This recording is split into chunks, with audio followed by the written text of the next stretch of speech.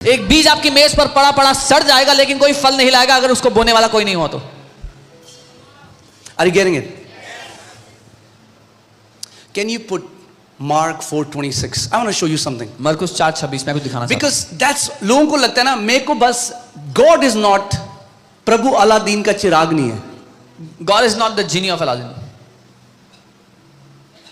कि मैं बस प्रभु को बोलूंगा मुझे ये दे दे, मुझे ये दे दे, ये कर दे, वो कर दे, ये कर दे, वो कर दे, वो कर देगा। The I'll tell God, give me this, give me that, give me this, give me that. No, there's a partnership. नहीं, एक सहभागिता There's a है, partnership. एक भागीदारी है। And he said, Jesus is teaching this. Hear यीशु सिखा रहा है, carefully. He said, the kingdom of God, परमेश्वर का राज्य, जब पहली बार प्रभु ने मेरी आंखें खोली स्क्रिप्चर से, the first time the Lord opened my eyes for this because word. many people think the kingdom of God is all about angels and angelic beings and all of that, and that is there. क्योंकि कुछ लोग को लगता है स्वर्ग का राज्य केवल स्वर्गदूतों के बारे में, स्वर्गदूत आपको दिख जाए, दर्शन दिख जाए। Why is kingdom not manifesting in so many believers' life? इतने विश्वासियों की जिंदगी में राज्य प्रकट क्यों नहीं हो रहा?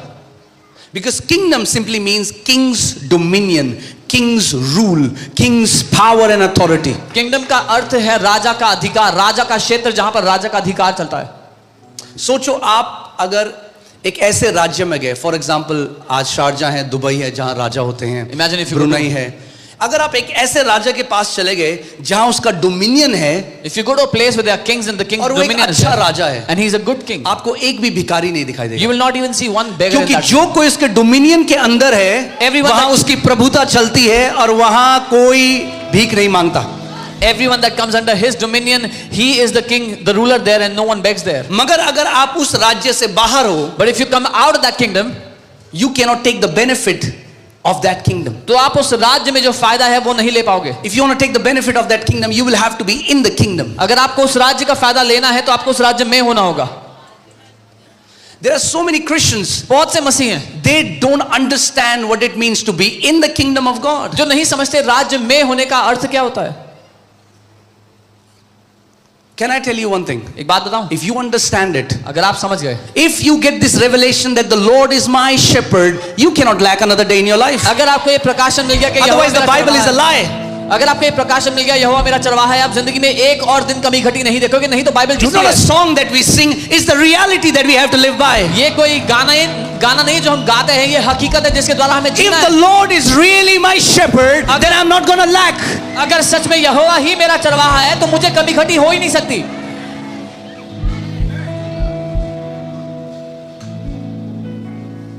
Amen? Otherwise, see, shepherd means somebody who cares and protects and provides. Otherwise, God is not a very good provider, is he? चरवाहा मतलब एक रक्षक, एक देख रेख करने वाला, और अगर वो मुहैया नहीं कर सकता चीजें तो अच्छा चरवाहा नहीं फिर। Okay. Then he said, Jesus said, the kingdom of God is as if a man should scatter seed on the ground. फिर यीशु ने कहा परमेश्वर का राज्य ऐसा है जैसे कोई मनुष्य भूमि पर बीज छींटे। Abhi, I want your attention. Hear carefully. मैं चाहता हूं The आपका ध्यान kingdom हो। of God परमेश्वर का राज्य is as if a man. ऐसा है जैसे एक इंसान। That means for the kingdom to work, the kingdom needs a man. इसका मतलब राज्य को काम करने के लिए एक मनुष्य की आवश्यकता है।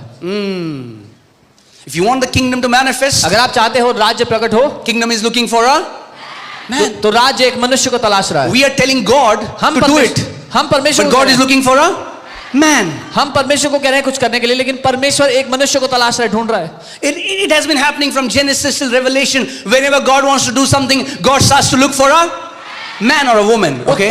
उत्पत्ति से प्रकाशित वाक्य तक आप देखोगे तो यही हो रहा है बार बार। जब परमेश्वर को कुछ करना होता है तो वो किसी को ढूंढता है, किसी मनुष्य को। The kingdom of God is as if a man should scatter seed on the ground. परमेश्वर का राज्य ऐसा है जैसे एक मनुष्य भूमि पर बीज छींटे।